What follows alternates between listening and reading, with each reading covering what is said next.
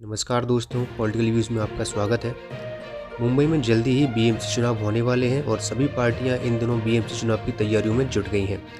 कयास लगाए जा रहे हैं कि बीएमसी चुनाव मई से जुलाई महीने के बीच कभी भी हो सकते हैं। पिछले साल के मुकाबले इस बार के चुनावों में देरी का मुख्य कारण इस बार बीएमसी में बढ़ाई गई सीटों को बताया जा रहा है। फिलहाल इन सीटों की सीमा निर्धारण का काम चल रहा है और इसके बाद ही चुनावों की तारीखों का ऐलान होगा।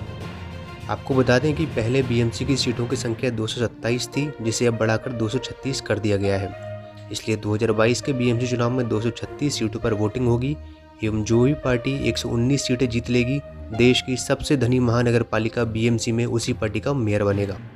वहीं अगर हम बात करें 2017 के बीएमसी चुनाव की, तो उस समय 21 फरवरी को 227 सीटों पर वोटिंग हुई थी और 23 फरवरी को नतीजे घोषित किए गए थे।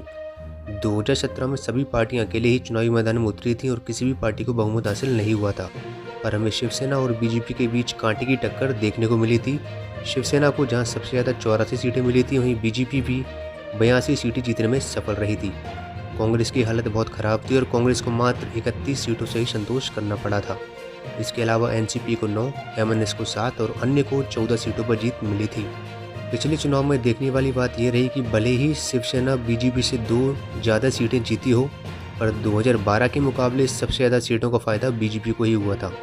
बीजेपी को 2017 के बीएमसी चुनाव में पिछली बार की तुलना में कुल 51 सीटें ज़्यादा हासिल हुई थीं।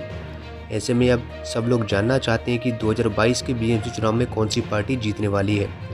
या बीजेपी जो कारनामा 2017 में नहीं कर पाई थी, वो 2022 का बीएमसी चुनाव जीतकर कर देगी, या फिर शिवसेना मुंबई में अपनी बादशाहत बचाने में कामयाब रहेगी।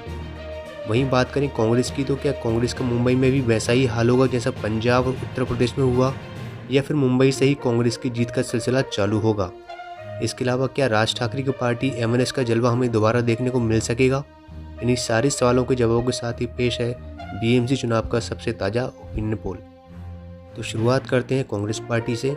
2002 के चुनाव के बाद से ही कांग्रेस का ग्राफ बीएमसी में गिरता जा रहा है एवं जो बीएमसी में अभी माहौल है वो कांग्रेस के लिए खतरे की घंटी है और हमारे अनुमान के मुताबिक कांग्रेस बीएमसी में अभी तक का अपना सबसे खराब प्रदर्शन करते हुए मात्र 25 सीटें ही जीतने में सफल हो पाएगी। ओपिनियन पोल में आगे बढ़ते हुए बात करते हैं शिवसेना की। शिवसेना का असली गढ़ मुंबई है। अगर मुंबई में शिवसेना हारी तो उसका नुकसान उसे पूरे महाराष्ट्र में उठाना पड़ेगा।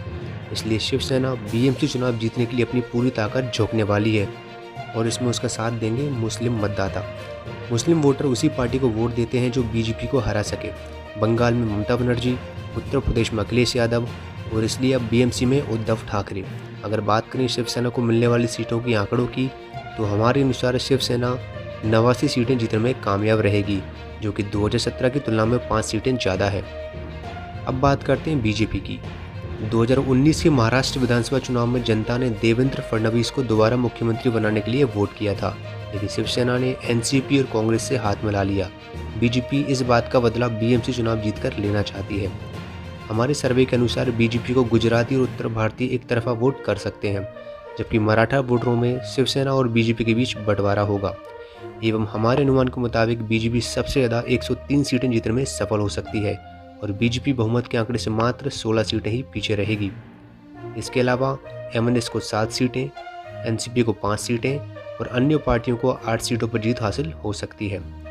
तो बीएमसी की 236 में से बीजेपी को सबसे ज़्यादा 103 सीटें मिलेंगी, वहीं शिवसेना को 89, कांग्रेस को 25, एमएनएस को 7 एवं एनसीपी और अन्य पार्टियों को मिलाकर 13 सीटें मिलेंगी। धन्यवाद।